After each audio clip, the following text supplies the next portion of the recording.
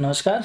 आज के इस वीडियो में हम बात करने वाले हैं जो बीकॉम थर्ड ईयर का जो पेपर है, जो सब्जेक्ट है EAFM, और उसका जो सेकंड पेपर है बिजनेस बस्टिंग, उसके इम्पोर्टेंट क्वेश्चंस की जो कि 2025 में जो आपकी एग्जाम होने वाली है उसमें आने वाले हैं, या यूँ कह सकते हैं एग्जाम के लिए बहुत ज़्यादा इम्पोर्टेंट है। ये क्वेश्चन हमने जो प्रीवियस 3 से 4 सालों के पेपर थे उनके बेस पे हमने फिल्टर करके बनाए हैं, और हाँ, यही हम क्लास में भी पढ़ा रहे हैं, तो वहाँ से भी कुछ आइडिया लिया है। और कौन से क्वेश्चन ऐसे हैं जो आपके लिए इम्पोर्टेंट हो सकते हैं वो हम डिस्कस करने वाले हैं आज की क्लास में। तो उससे पहले आपको आपका जो सिलेबस है उससे गो थ्रू करवा देते हैं कि आपकी जो यूनिट वाइज जो 5 यूनिट है, हर यूनिट से आपको 20 नंबर का एक क्वेश्चन मिलेगा, और ऐसी 5 यूनिट आपको 100 नंबर का आपका पेपर होगा 3 घंटे का। ठीक है, तो अब कौन से यूनिट में किस तरीके के आपके टॉपिक और ये क्यों जरूरी है अभी आप समझ जाओगे इसको। जैसे आपकी जो फर्स्ट यूनिट है उसमें 4 टॉपिक है। फर्स्ट यूनिट में 4 टॉपिक है: introduction of budget and budgeting, types of budget, performance budget and zero base budgeting. यानी निष्पादन बजट है, जीरो बेस शून्य आधारित बजट है, बजट के प्रकार है, और बजट क्या होता है, बजटिंग क्या होती है। सेकेंड यूनिट में सिर्फ एक ही चैप्टर है, बिजनेस फोरकास्टिंग, यानी कि व्यावसायिक पूर्वानुमान। व्यावसायिक पूर्वानुमान। अब जब एक ही चैप्टर है तो इस चीज को यहाँ पे इंपॉर्टेंट हो जाती है सेकंड यूनिट, क्योंकि एक अकेला चैप्टर पढ़ने से आपके कितने मार्क्स कंप्लीट हो जाएंगे, 20 मार्क्स कंप्लीट हो जाएंगे। यहाँ से एक थ्योरी का क्वेश्चन आपको तैयार करना है, और यहीं से आपको क्या तैयार करना है, न्यूमेरिकल तैयार करना है। थर्ड यूनिट की बात करते हैं। थर्ड यूनिट में 2 चैप्टर है: कैश बजटिंग यानी रोकड़ बजट, और स्टैंडर्ड कॉस्टिंग यानी कि परमाप लागत विचरण या परमाप लागत या विचरण एनालिसिस। ठीक है, 2 ही चैप्टर है।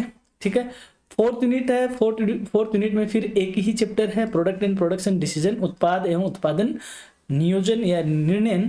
अकेली जो 20 नंबर की टॉपिक है, 20 नंबर का चैप्टर है, और अकेली यूनिट में 20 नंबर का एक ही क्वेश्चन आएगा। तो यहाँ से थ्योरी और यहाँ से हमें क्या तैयार करना है, न्यूमेरिकल तैयार करना है। फिर बात करते हैं फिफ्थ यूनिट की। फिफ्थ यूनिट में दो चैप्टर है: project planning and feasibility study और कॉस्ट ऑफ कैपिटल। अब आपके सामने ये मैं क्यों रख रहा हूँ, इसके पीछे आपको ये पता चल गया होगा कि 2 यूनिट यानी सेकंड यूनिट और फोर्थ यूनिट आपको हर हाल में और हर तरीके से क्या करनी है, प्रिपेयर करनी है। सिर्फ 2 ही चैप्टर पढ़ने से आपके कितने % मार्क्स का क्लियर हो जाएगा, 40% मार्क्स का आपका जुगाड़ हो जाएगा। इसके बाद आपको थर्ड यूनिट पे और फिफ्थ यूनिट पे फोकस करना है। थर्ड यूनिट में सिर्फ 2 चैप्टर है, वैसे ही फिफ्थ यूनिट में भी 2 चैप्टर है। अगर आप इन दोनों चैप्टरों को और पढ़ लेते हो तो आपके 40% का जुगाड़ ये हो गया। तो यानी कि सिर्फ 6-7 चैप्टर पढ़ने से, और 6-7 में क्या मैं यहाँ पे कन्फर्म कर दूं कि आपको कैश बजट हर हाल में ही पढ़ना है। कैश बजट आपको हर हाल में ही पढ़ना है। कॉस्ट ऑफ कैपिटल आपको हर हाल में ही पढ़नी है। तो अगर आप cash budget, cost of capital, business forecasting और प्रोडक्शन डिसीजन ये 4 चैप्टर भी पढ़ लेते हो तो आप कितने % क्लियर कर लोगे, 80% कर लोगे, जबकि अभी फर्स्ट यूनिट तो आपने टच भी नहीं की है। तो बहुत ही छोटा सा सिलेबस है। यही सिलेबस PDSU का है, और यही सिलेबस राजस्थान यूनिवर्सिटी का, और डिटो इसी तरीके से है। तो ये जो क्वेश्चंस हैं ये PDSU और यूनिवर्सिटी ऑफ राजस्थान दोनों ही के स्टूडेंट के लिए बहुत ज़्यादा इंपॉर्टेंट है। तो वीडियो के अंत तक आप बने रहिए, और हम आपको बहुत ही दोनों मीडियम में, हिंदी और इंग्लिश मीडियम में, दोनों तरीके के स्टूडेंट को फोकस में करते हुए हमने unit wise important question select किए हैं जो कि आपके लिए बेहद फायदेमंद होगा। तो हम बात करते हैं फर्स्ट यूनिट की। फर्स्ट यूनिट में कुछ जो थ्योरेटिकल क्वेश्चन है: what do you mean by business budgeting, state the procedure for preparation of budget by a business undertaking. व्यावसायिक बजट से आप क्या जानते हो, क्या समझते हो, किसी व्यावसायिक संस्था द्वारा बजट कैसे तैयार किया जाता है, उसकी प्रक्रिया को समझाओ। इंपॉर्टेंट क्वेश्चन है, ये प्रीवियस एग्जामों में पूछा हुआ भी है। सेकंड है define budget and budgeting. Budget क्या होता है और बजटिंग क्या होती है। Discuss the objective and nature of the budget. Budget और बजटिंग को परिभाषित कीजिए, बजट के उद्देश्य एवं प्रकृति को समझाओ। तो देखो, आपको पहले इतना सा पता होना चाहिए कि जो यूनिट फर्स्ट है ये हमेशा इंट्रोडक्शन से रिलेटेड होती है। ठीक है, और एग्जाम में एक क्वेश्चन आपको इसी यूनिट से ऐसा सिंपल सा मिलेगा कि बजट क्या होता है और बजटिंग क्या होती है। तो आप इन दोनों चीजों को हमेशा से तैयार करके चलो। बजट और बजटिंग क्या होती है, चैप्टर का नाम भी आपका बिजनेस बजटिंग है, पेपर का नाम भी, तो आपको टाइटल उसको क्लियर करना होना चाहिए। फिर है define budget, discuss it's principles and advantage. Budget को परिभाषित करो, इसके सिद्धांत और लाभों की चर्चा करो। तो इस तरीके के क्वेश्चन आपको 5+15 के मार्क्स में दिखने वाले हैं। तो ये इंपॉर्टेंट है, आप जो स्क्रीन पे देख पा रहे हो सारे क्वेश्चन इंपॉर्टेंट है। अब बात करते हैं नेक्स्ट, एक्सप्लेन दी फॉलोइंग। ये क्वेश्चन इस तरीके का क्वेश्चन 2022 में पूछा गया है, हमने थोड़ा सा इसको मॉडिफाई कर दिया है। इसमें आपसे पूछा गया है परफॉर्मेंस बजट यानी निष्पादन budget, master budget, zero base budgeting यानी शून्य आधारित बजट। यहाँ पे अगर कुछ और पूछा जा सकता है तो आपसे एक प्रोडक्शन बजट के बारे में भी पूछा जा सकता है। हालांकि प्रोडक्शन बजट के बारे में कम पूछा जाता है, ज्यादातर निष्पादन बजट और ZBB, इसको ZBB भी बोलते हैं, शॉर्ट में भी लिखा हुआ आ सकता है। तो ये इस तरीके के क्वेश्चन भी आपको देख लेने हैं। Explain the term budget as used in the business, how does it differ from budgeting, What are the objectives of budgeting. Budget व्यवसाय में प्रयुक्त शब्द बजट की व्याख्या करो, या बजटिंग से किस प्रकार भिन्न है और बजटिंग के उद्देश्य क्या है। देखो यहाँ पे हम काफी देर से बजट और बजटिंग कर रहे हैं। अगर आपने कभी क्लास ली है इनकी कॉलेज में जाके तब तो आपको क्लियर, अगर नहीं है तो आप सीढ़ी से पढ़ रहे हो। कुछ चीजें आपको सुनने पे या क्लास में ही समझ में आती है। बजट क्या होता है, बजट होता है हम फ्यूचर के लिए अपनी इनकम और एक्सपेंडिचर का क्या मिलने लगा एक एस्टिमेशन बनाते हैं फॉर दी स्पेसिफिक पीरियड, यानी एक निश्चित समय के लिए भविष्य में हम क्या इनकम कमाएंगे और क्या एक्सपेंडिचर होंगे, उनका एक हमने फॉर्मेट बनाया है, उसके कुछ आंकड़े या डेटा हमने बनाए हैं, दैट इज बजट। बजट बनाने की जो प्रोसेस होती है या जो प्रक्रिया होती है उसको क्या बोलते हैं, बजटिंग। बजट क्या है, इस प्रक्रिया का रिजल्ट है। तो आपको बजट और बजटिंग दोनों में क्या होना चाहिए, डिफरेंस पता होना चाहिए। ये क्वेश्चन आपके लिए इंपॉर्टेंट है। नाउ अब हम बात करते हैं यहाँ से न्यूमेरिकल क्वेश्चन कैसा पूछा जाएगा। तो इस चीज को ध्यान दो, पिछले साल यानी 2024 में शेखावाटी यूनिवर्सिटी ने कौन सा बजट पूछा है, प्रोडक्शन बजट पूछा है। तो इस बार जो ज्यादा इंपॉर्टेंट हो जाता है बच्चों, वो कौन सा बजट हो जाता है, फ्लेक्सिबल बजट आपका इंपॉर्टेंट हो जाता है। ये आपने 12th क्लास में भी पढ़ा है, ये आपने सेकेंड ईयर में भी पढ़ा है, आपने इसको कॉस्ट शीट के नाम से भी पढ़ा है। तो बहुत आसान सा यहाँ से क्वेश्चन आ सकता है। मैंने एक इंपॉर्टेंट क्वेश्चन के तौर पे रखा है, कई ये क्वेश्चन बहुत बार रिपीट भी हुआ एग्जाम में, आप इसको जरूर देखना। आपको कुछ फिक्स्ड, सेमी वेरिएबल और वेरिएबल एक्सपेंसेस दिए हुए होंगे और आपको ये कहा जाएगा कि आपको 60%, 75, 90 और 80% कैपेसिटी पे आपको क्या बनाना है, एक फ्लेक्सिबल बजट आपको तैयार करना है। तो आप, अगर आपको इस क्लास की PDF चाहिए तो आप, मैं लिंक डिस्क्रिप्शन में लिंक दे दूंगा टेलीग्राम चैनल का, आप वहाँ टेलीग्राम को ज्वाइन कर लीजिए, वहाँ से आप इसकी PDF को एक्सेस कर पाओगे, ठीक है। और इसमें थोड़े से क्वेश्चन है, ज़्यादा नहीं है, 15 से 16 क्वेश्चन हमने रखे हैं, उनको आप अच्छे से सोल्व कर लो, आपका एग्जाम बहुत ही शानदार हो जाएगा। बात करते हैं सेकंड यूनिट की, कि सेकंड यूनिट में, पहली बात तो सेकंड यूनिट में चैप्टर कितने हैं, एक, और चैप्टर का क्या नाम है, बिजनेस फोरकास्टिंग, ठीक है। तो इस चैप्टर को मैं दोबारा कहना हूं, कह रहा जो कुछ बच्चों के क्या कि थ्योरेटिकल चीजें नहीं पल्ले पड़ती और कुछ बच्चों के न्यूमेरिकल नहीं पल्ले पड़ता, लेकिन इस चैप्टर के लिए चाहे आप थ्योरेटिकल पल्ले पढ़ाओ चाहे न्यूमेरिकल चाहो, आपको दोनों ही तरीके से आपको तैयार करना है। क्योंकि कई बार न्यूमेरिकल थोड़ा सा पेचीदा आ जाता है, तो कई बार बहुत इजी भी आ जाता है, तो आप थ्योरी नहीं करते, सिर्फ न्यूमेरिकल करते हो। तो इस तरीके के क्वेश्चन या इस तरीके के चैप्टर को आपको बहुत आसानी से या बहुत सही तरीके से आपको तैयार करना है। क्वेश्चन क्या आएगा, what do you mean by business forecasting, व्यावसायिक पूर्वानुमान से आप क्या समझते हो, differentiate between business budget and forecasting, व्यावसायिक बजट और व्यावसायिक पूर्वानुमान के बीच में क्या अंतर है, इसको समझो, ठीक है। What do you understand by business forecasting, explain the importance and limitation of business forecasting in today's competitive world, आज की प्रतिस्पर्धी दुनिया में व्यवसाय पूर्वानुमान के महत्व और सीमाओं की व्याख्या करो। बहुत ही आसान सा क्वेश्चन यहाँ से आएगा आपके लिए। नेक्स्ट क्वेश्चन यहाँ से थ्योरी का क्या बन सकता है, what is meant by business forecasting, व्यवसायिक पूर्वानुमान से क्या अभिप्राय है। देखो ये 5 नंबर का क्वेश्चन आपको मिलेगा ही मिलेगा कि बिजनेस फोरकास्टिंग क्या होती है।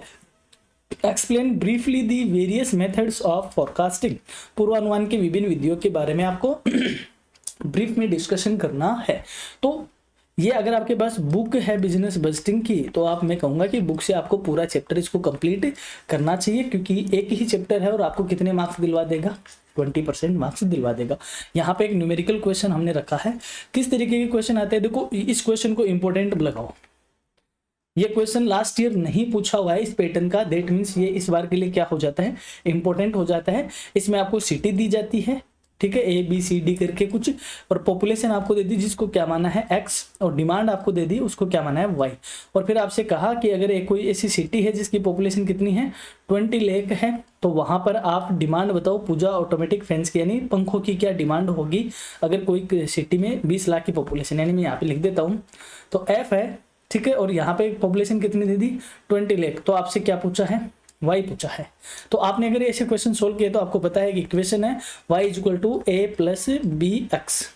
इस इक्वेशन से ये सोल्व होगा। आपको a का और b का जो वैल्यू है उसको फाइंड आउट करना होगा, और जो आपकी दो इक्वेशन है उसमें आपको वैल्यू पुट करनी है और आपको रिजल्ट या आंसर आपको ड्रॉ करना है। तो बहुत आसान से यहाँ से क्वेश्चन पूछा जाने वाला है। इस क्वेश्चन को आप इंपॉर्टेंट लगा के तैयार करो। और यहाँ पे कई बार इस तरीके का क्वेश्चन पूछा जाता है क्वेश्चन वो का वही, ये वैल्यू क्या है x और ये वैल्यू क्या है y, वही है। इसमें वही चीज पूछी गई है कि अगर आपको क्या करना है, equation to predict the number of accident when number of employees are 33,000। यदि कि यहाँ पे 33,000 एम्प्लॉई है तो एक्सीडेंट कितने होंगे। तो चीज वही है, आपको x दिया हुआ है और आपसे क्या पूछा है y पूछा है, y equal to a plus B X, ये आपको कैलकुलेट करना है। इस क्वेश्चन को भी आप सोल्व कर लो। अगर आपने दो क्वेश्चन भी सोल्व कर लिए हैं तो आपका एग्जाम में ये चैप्टर अच्छे से हो जाएगा। बात करते हैं थर्ड यूनिट की। थर्ड यूनिट में आपके दो चैप्टर हैं, कैश बजट और स्टैंडर्ड कॉस्टिंग, ठीक है। लास्ट ईयर कैश बजट से थ्योरी का क्वेश्चन पूछा हुआ है, जबकि स्टैंडर्ड कॉस्टिंग से पूछा हुआ है लेबर वेरिएंस। तो इस बार जो केस बजट है इसका तो कौन सा क्वेश्चन आपको तैयार करना चाहिए, न्यूमेरिकल क्वेश्चन तैयार करना चाहिए, और स्टैंडर्ड कॉस्टिंग से मटेरियल वेरिएंस को आपको ज्यादा सीरियसली लेना चाहिए।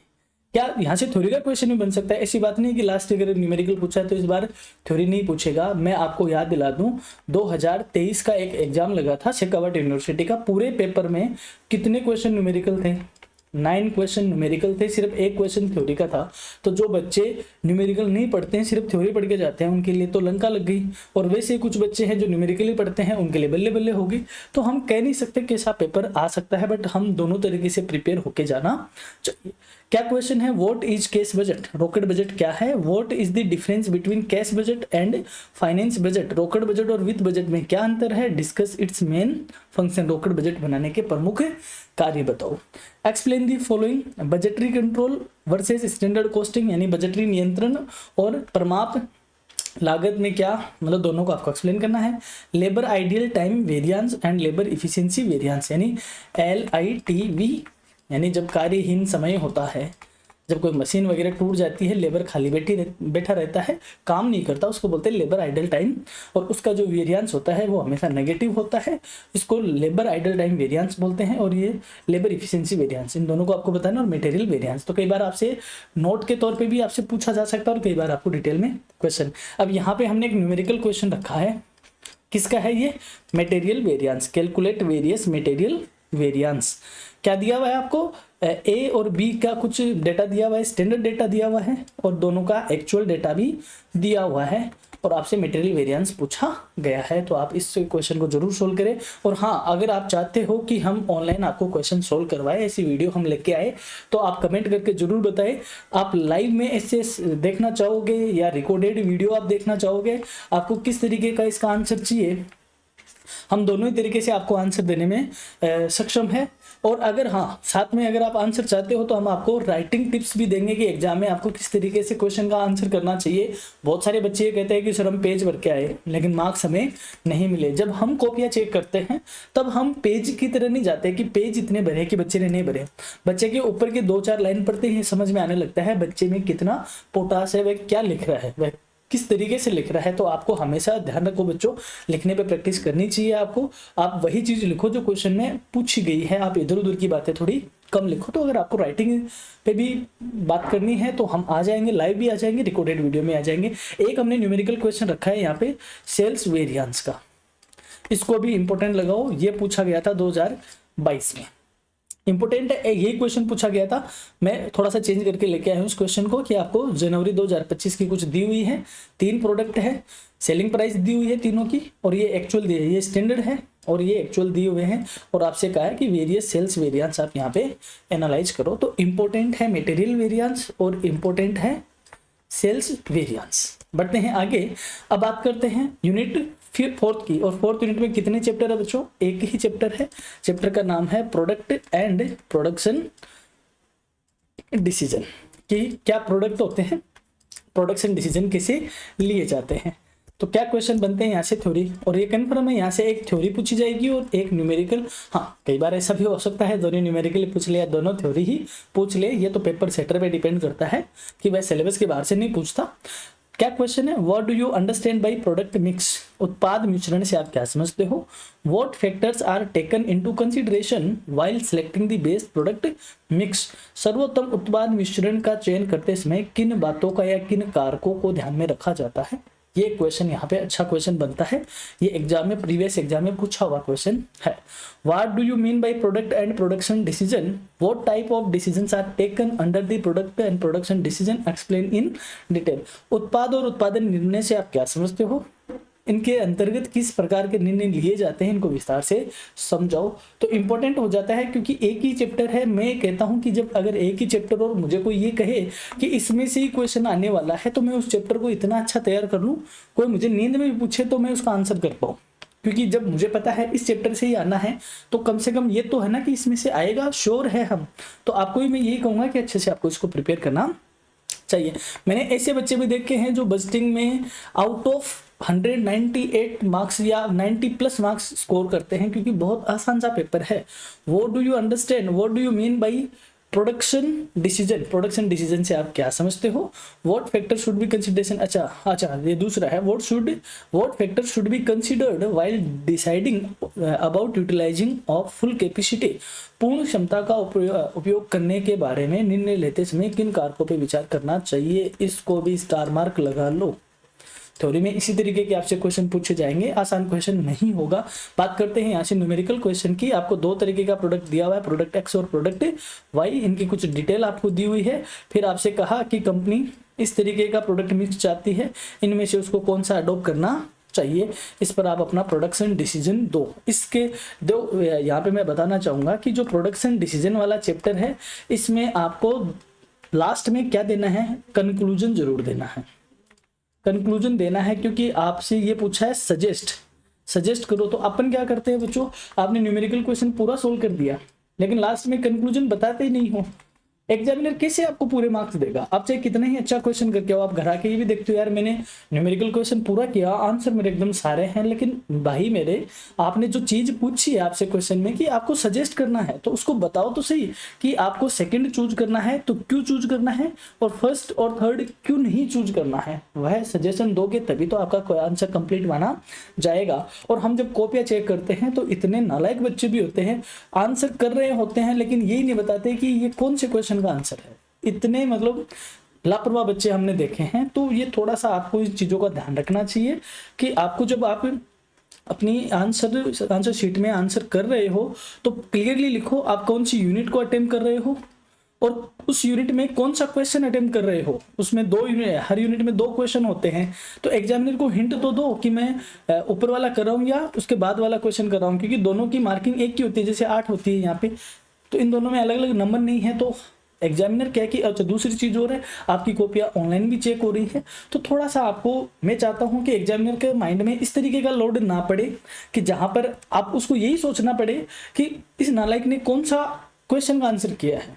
तो मैं यहाँ पे थोड़ा सा नालायक वर्ड यूज में ले रहा हूँ। है ऐसे बच्चे जो पता नहीं क्या ही खाके एग्जाम में आते हैं, आंसर का नंबर भी नहीं लिखते। तो यहाँ पे मैं ये चाहूंगा बच्चों आपको इससे गलती नहीं करनी है। एग्जामिनर को पूरी चीजें आपको सही तरीके से मैपिंग करनी है कि उसके दिमाग पे लोड ना पड़े इस बात को लेकर कि आप कौन से क्वेश्चन का आंसर कर रहे हो।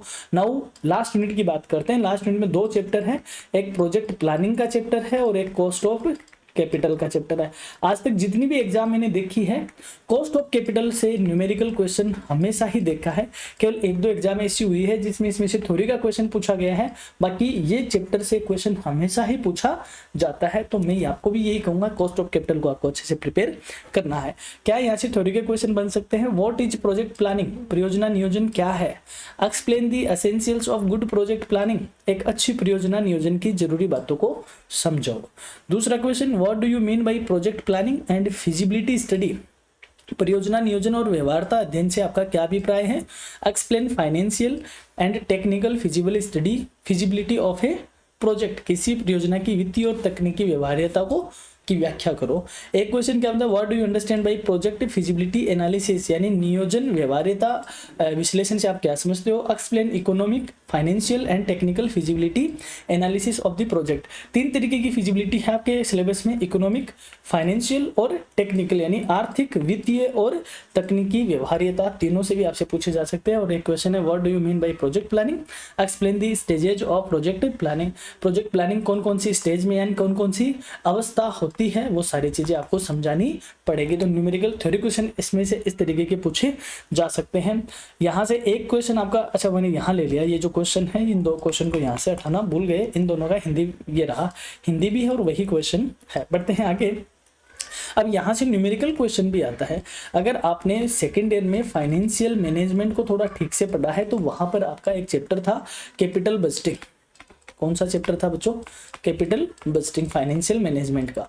उस कैपिटल बजटिंग में आपने पे बैक मेथड पढ़ा था, पे बैक, आपने वहाँ ARR मेथड पढ़ा था, आपने वहाँ नेट प्रेजेंट वैल्यू मेथड पढ़ा था, प्रॉफिटेबिलिटी इंडेक्स मेथड पढ़ा था। ये जो मेथड आपने पढ़े थे, यही चैप्टर आपके सिलेबस में किस नाम से है, प्रोजेक्ट प्लानिंग के नाम से आपके सिलेबस में ये चैप्टर है।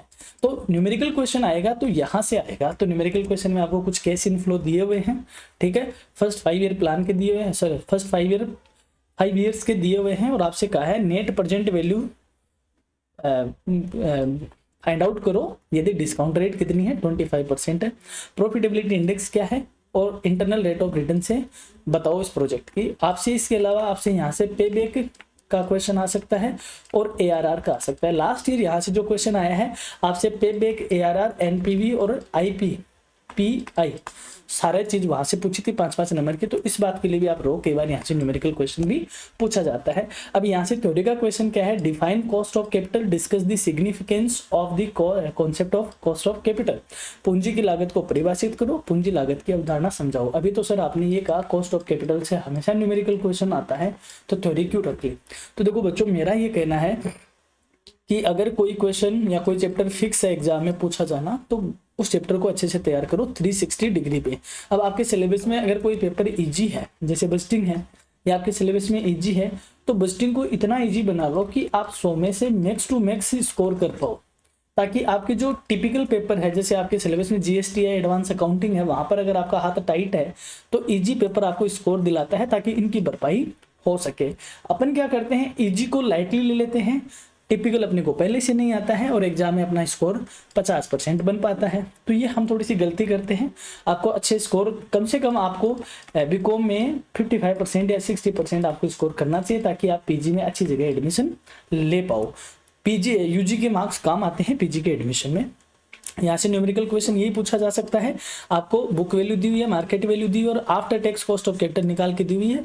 आपसे पूछा हुआ है कि बुक वैल्यू पे weighted average cost of capital निकालो और मार्केट वैल्यू पे weighted average cost of capital find out करो। इस तरीके का क्वेश्चन। और लास्ट ये क्वेश्चन बहुत बार रिपीट हुआ है, मतलब ये तो नहीं हुआ है डिटो, इसी तरीके का क्वेश्चन एग्जाम में खूब रिपीट हुआ है 2024 में, 2022 में, 2023 में और रेस्पेक्टिवली 2019 में, 18 में। अगर आपने प्रीवियस ईयर क्वेश्चन पेपर की बुकलेट हमारी नहीं देखी है तो मैं उसका डिस्क्रिप्शन में लिंक दे दूंगा, आप उस क्लास को देखो। इतनी सी 5 से 7 मिनट की क्लास है और आप टेलीग्राम चैनल ज्वाइन करो, वहां पर ये ई बुकलेट आपको फ्री में मिलेगी, जिसमें हमने 4 से 5 सालों के प्रीवियस ईयर के क्वेश्चन पेपर EFM, BEdM और ABST सारे ही उसमें इन्वॉल्व किए हैं। तो आपको एक बहुत शानदार वहां से बेस मिलेगा आपकी अपनी प्रिपरेशन के लिए कि कौन से क्वेश्चन इंपॉर्टेंट है।